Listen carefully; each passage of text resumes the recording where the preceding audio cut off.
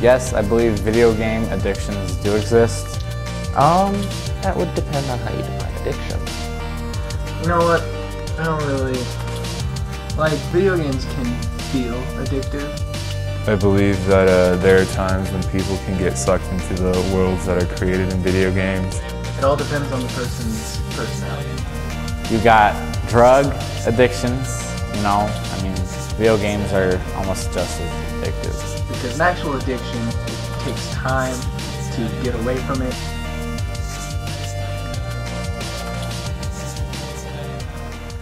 An addiction is the state of being enslaved to a habit or practice, or to something that is psychologically or physically habit-forming, such as narcotics, to such an extent that its cessation causes severe trauma.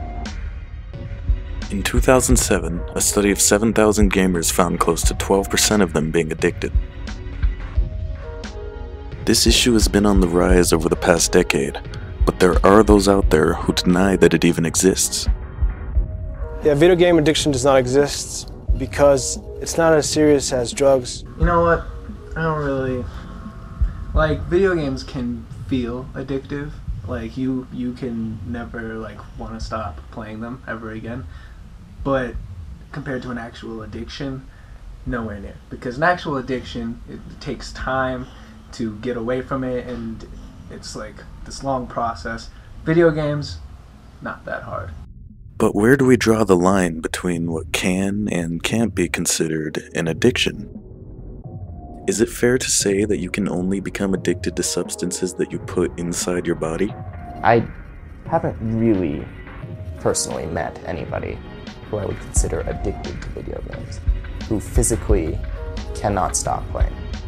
Really, it's more of a conscious choice where it's easier to play video games, but it's a choice made to not. To get a wide range of unbiased opinions on the issue, I went around and talked to some people in my community about their opinions on video game addiction. What they said allowed me to get a much better idea of how people think about addictions and come up with my own conclusions. My name is Matthew McCoo. I'm 17 years old. I've been playing video games for about 10 years now. Kind of died down while playing them, but I used to be really into them. I believe that there are times when people can get sucked into the worlds that are created in video games, such as those worlds of World of Warcraft or online MMOs. These can be really invasive and have different sort of alluring characteristics to each game that makes it better than maybe that person's real life, and so therefore they're attracted to the successes that they can have in that video game. And this can also happen in first-person shooters and racing games and practically any other video game. But basically, just having that ability to have that obtainable goal and knowing that you can beat it through playing that game a lot will generate an addiction. I'm Dustin Wilcox, and I'm 17, and I play video games as basically just a hobby.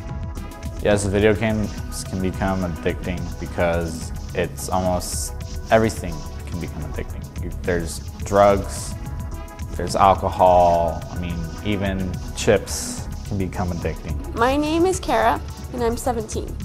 I would define video game addiction as the inability to pull oneself away from video games once you're on the computer or playing on the TV, and you spend most of your time dedicated to video games. So I'm Alec. I'm 17, and I play video games as a hobby. No, I do not really feel it's that incredibly important. Really, it doesn't seem like video games entirely keep people from doing work. People would still not do work anyways. Generally speaking, most people are pretty lazy. So if they weren't being lazy playing video games, they would just be lazy doing something else. There's many ways to be lazy. Television is one of them, movies are another. Non-stop playing. Let's say if I were to get home from school, go straight to my room and just start playing my Xbox. And having it be one or possibly a few other games but just playing it non-stop every day for a very long time. One variable to consider in this equation is that game companies specifically design their games to be as addicting as possible. Is this okay, or something that needs to be changed? No, I think that's pretty standard practice in most companies. I mean, they do want to sell stuff, so therefore they want as many people to buy it and have, you know, to want to buy more of their games. And, you know, when you have sequels and stuff, if somebody was, you know, constantly playing the first game, they'd probably be like, oh yeah, the second game, yeah, I should get that too. So I mean, from a company standpoint, it makes sense. From a more moral standpoint, it does seem somewhat wrong. Well, I feel like there's an extent to like how much you want the players to like want to play the game. Obviously, you're going to be like, if you don't, I don't think they're trying to be like, we want them to only be playing the game, we don't want them to be eating, we don't want them to be showering, we don't want them to be using the restroom opposed to their own underwear.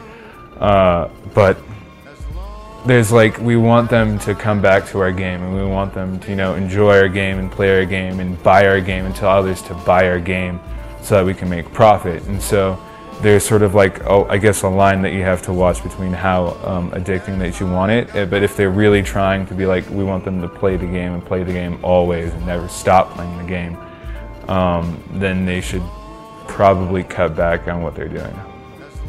Whether or not game developers should take partial responsibility or not, we can't just push all the blame on somebody else. Having an addiction is a personal problem that you have to take personal action to solve. I would say don't like make them quit cold turkey. Like slowly start to shorten the amount of time that they're on the computer, and maybe like entice them with fun activities. Like maybe at first it's not homework that you're like trying to pull them towards, but maybe it's like, I like going to the zoo, so going to the zoo. Or if it's a younger student, going to the zoo would work. So, or to the movies, or to the mall. Have them create a time in the game where it tells you how much time you have spent in that game, like that you have played within that hour or so, and possibly even like, I don't know, this might be too far, but actually having the game stop and making you wait a certain amount of time before you can play the next whatever, how far you are into the game. There are probably some rehab centers that we should be creating, or rehab centers that are already out there for kids to be doing this. Obviously, parent intervention is going to be important if it's a child. If it's an adult, though, then the rehabilitation centers will be the best spots for them to get their addiction over with, just like if they're having an addiction over a drug, so that they can go somewhere where their life is being controlled for a small amount of time, and they can notice that the video game isn't the only thing that they can do, probably showing them that they can make progress in life and that they can have these great successes in life just opposed to just the video game. Ultimately, one of the best strategies for conquering a video game addiction is to get help from friends and family. Something that I myself found to be a major help when dealing with my own addiction. So I babysit a lot, usually 1 or 2 times every other week. And last month I babysat for 2 twins, or one was a girl and one was a boy. And I would pick up the little boy from school first because he went to a different school. And as soon as we would get home, he would get onto the computer and do absolutely nothing else except get on video games. I couldn't pull him away to eat dinner, do homework. It was just like he was always on the video games, to the point where in order to get him to do his homework, I had to like literally grab him and hug him and like pull him away from the computer. And then once we were doing homework, he would like draw himself away for like a couple minutes and go back, and then like he wasn't focused. So it was very unfocused, and I feel like his academics probably suffer a little bit from it, and then his social life out of the computer probably suffers for it. And I think his sister feels a little isolated from him because he's always on the computer. They have him going to I forgot what it's called, but it's like a session where he goes and learns how to focus, because I think a large part of it is he doesn't know how to focus on other things other than video games. So they're working with him to try and get him connected with learning how to focus on homework before he focuses on video games. So they are working towards that. A great way to go about dealing with a gaming addiction, as mentioned by Kevin Roberts in his book Cyber Junkie, is to set up a reward-based system in which productive activities such as reading a book, doing homework, or getting a good score on a test is rewarded with more playtime. The amount of playtime determined by the usefulness of the task accomplished. The important thing for somebody with an addiction to remember is to put themselves out there. They need to recognize that they have a problem before they can go about fixing it. Be vulnerable and don't give up. It's a difficult road ahead, but there is a light at the end of the tunnel, and it's worth seeing.